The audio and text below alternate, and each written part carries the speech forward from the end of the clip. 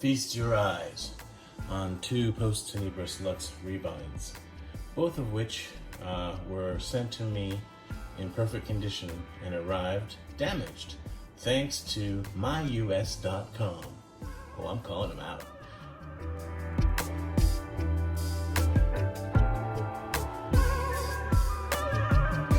Thank you for tuning in to yet another exciting video on Tower of Bible. This is kind of a heartbreaking story, but it's also, I don't know, I guess there's a silver lining as well, so we'll just get into it. I hope you don't mind the sound of the air conditioner in the background. I don't want to die from heat stroke, or is that a thing? Anyway, it's really hot and humid, so here we go. I guess I'll do them in order. Some people may have seen photos of this one looking a lot worse than it does right now on some of the Facebook pages. Facebook pages, and I'll save that one because it's one. We'll do this chronologically.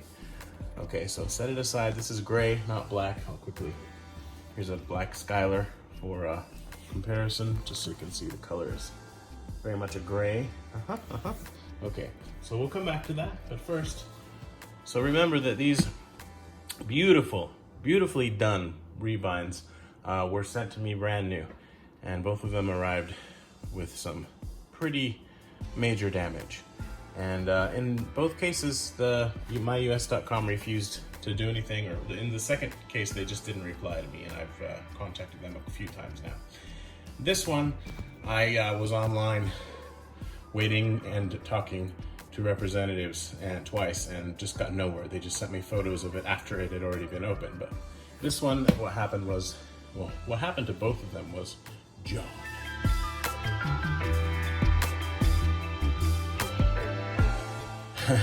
But a box cutter, right? In this case. So it's actually in really good shape. Beautiful Bible. And I was so happy when I got it. It's super soft on the inside. And the outside, it's like a nice leather jacket, you know? Semi-yap. So nice. I love rebinds of study Bibles because it's rare for a study Bible to get the premium treatment. The John MacArthur Study Bible is one exception. It's a notable exception. So, this is the Archaeology Study Bible.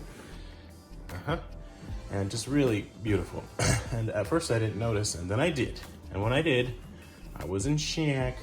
And the nice thing about it, this is one of those silver linings. You don't really necessarily notice it unless you're looking for it. But this one, right here, got cut from right there at the stitching all the way to there. And I think that must have just happened when they were opening the box with the box cutter, and they got a little bit, somebody got a little crazy. So I'll zoom in and hopefully you can see. Yeah, you can definitely see the incision that's been made here. And this was not on it when it was originally sent. So I can't recommend myus.com. It's really hard to show this actually. Now the zoom is, there we go, maybe that'll help. Yeah, on video it's just not, there you go, you can see it there. It's just a cut. And it didn't go super deep, but it went deep enough. There you go. You see? That doesn't make me happy, right? But at least it's not like here, or even worse, here or on the spine. Let me zoom back out. So, I mean, the structural integrity of the Bible is fine. The paper was fine for the most part. What they did, it was wrapped tightly in saran wrap so that it would ship well. And because it's a rebind, it didn't have a box. And they unwrapped it. They took all the saran wrap off and they just tossed it in the box, like with nothing. And somehow, maybe the yap helped. It made it, I mean, there probably is some damage, actually, you can see, to the gilt from shipping, but I just kind of have accepted it, you know, but I wrote it off as a one-off. I figured, well, people make mistakes, and I made it clear, look, don't do that or whatever, but they don't listen. So, same person, they put a sticker on the box that says, this person shipped your package with great care or whatever.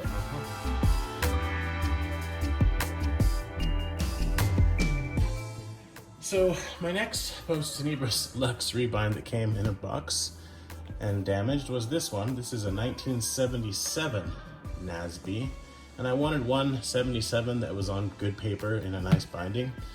So this is the one I got, and it's gray, and I was really looking forward to getting this, and I'm happy to have it, but let me tell you, when it was sent, it was new, and this one got, well, before I show you, here's photos of how it looked when I got it, when I opened the box and when I pulled it out of the box.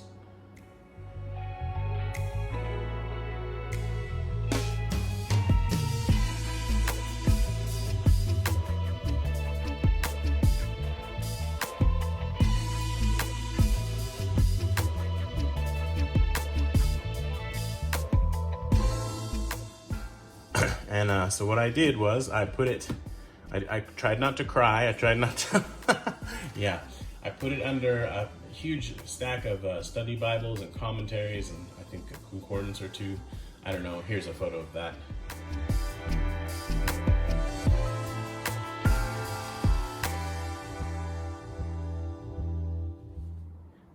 And I basically left it in that for about a week. I did take it out once a few days ago to sort of check on its progress, and I'm really pleasantly surprised with how well it's recovered. It's never going to be perfect like it was when it was originally mailed to me, but the same thing happened.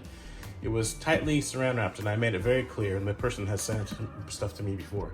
He wrapped it a lot, and they, like, why waste your time in the first place unwrapping it? Anyway, they unwrapped it. I haven't found any cuts on this one yet, because I'm sure they, because unwrapping saran wrap takes forever, right? Doing it like this, so they must have cut it with something. That's going to be the next thing. I'll find cut marks on it. Anyway, and then they just, not only did they just toss it in the box, but they put it so that, as you might have seen in the photo, the pages, the open part was up against a massive Bible spine, and that was just smashing up against this all the way around the globe, because I shipped it from Florida to Japan. So that's far. And when it arrived, like I said, and as I showed you, it looked bad. But now, one more time. Should I show you the photo one more time?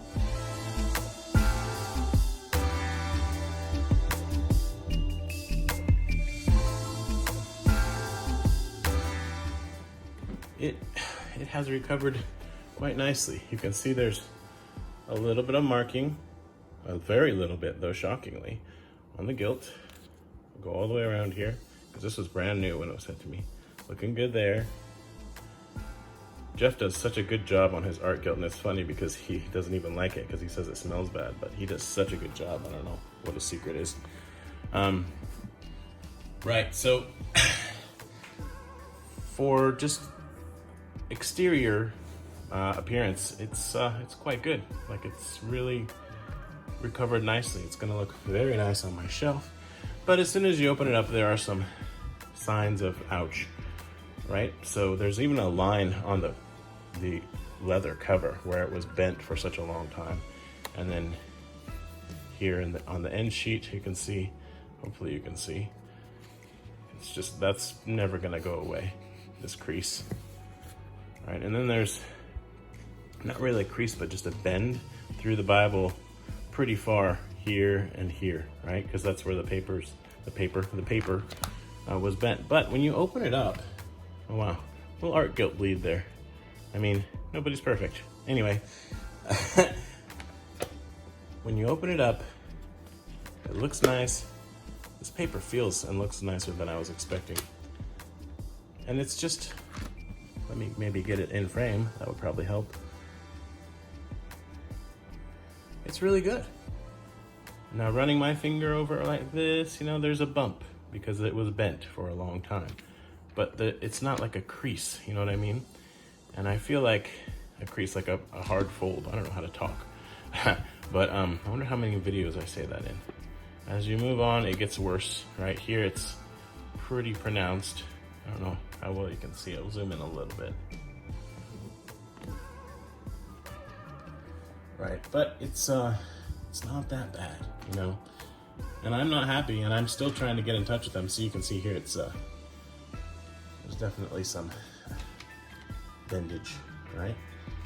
but the longer I keep it closed and underweight, and that's what I'm gonna use it from now on, but I'm gonna also keep it buried under that stack of books for a bit longer and hope that maybe this flattens out even more. I think that might be hoping against hope. Bradley at, what's it called? Retreasured Rebinds, I think. Great service, by the way, check him out. I might even put a link in the description if I think of it, because he did great work fast. So I'm really happy with his work. Anyway, he said you could iron these pages, and I'm not sure that I'm up for that kind of a challenge, but I'm not beyond it either. So anyway, I really like this 77. I feel like they left out a lot of the footnotes, much like the newer Zondervans have done, and I'm not a fan of that. I'd much rather keep the footnotes and lose the references, but I guess I get a little bit of both in this Bible, so whatever. It's nice to have the book introductions, and it's just a really nice Bible. You've got the concordance. Now I'm into just a Bible review at this point. The paper is decently opaque. It's not line matched or anything. And the font is big. It's a giant print or a large print. I can't remember. I'll show you the title page. So in this concordance, you don't have names, but you do have, even the concordance, the print is quite large. I wonder if we've been out of focus this whole time. So we're starting this concordance on, what, 2077 or something?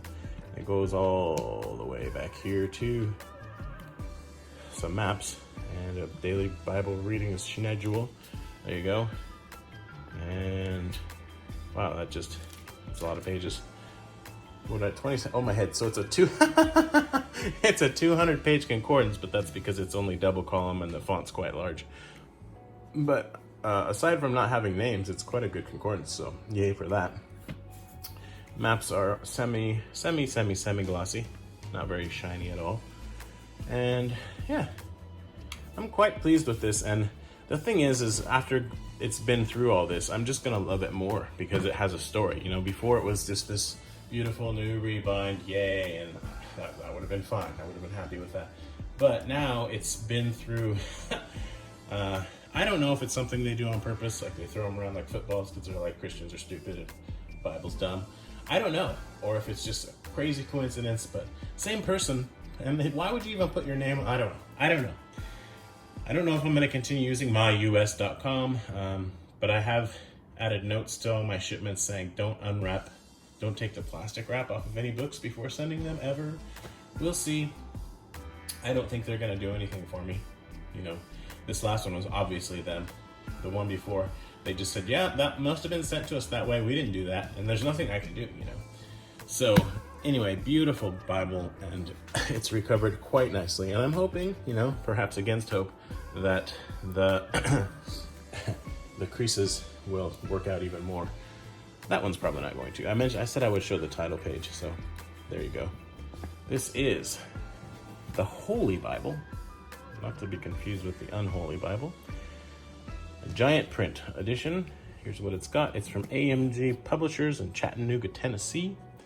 And I don't know, looks like there's a copyright here. Printed in the Republic of South Korea. And I still want a SCR for the 77.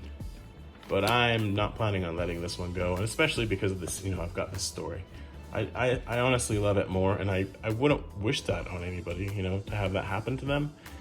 And I hope it doesn't happen to me anymore, but it's funny how removing the name from a Bible or having a Bible get some damage like I have, it's made me appreciate these even more. So, I don't know, I think some people maybe wanted to see that, and I figured I'd show off a couple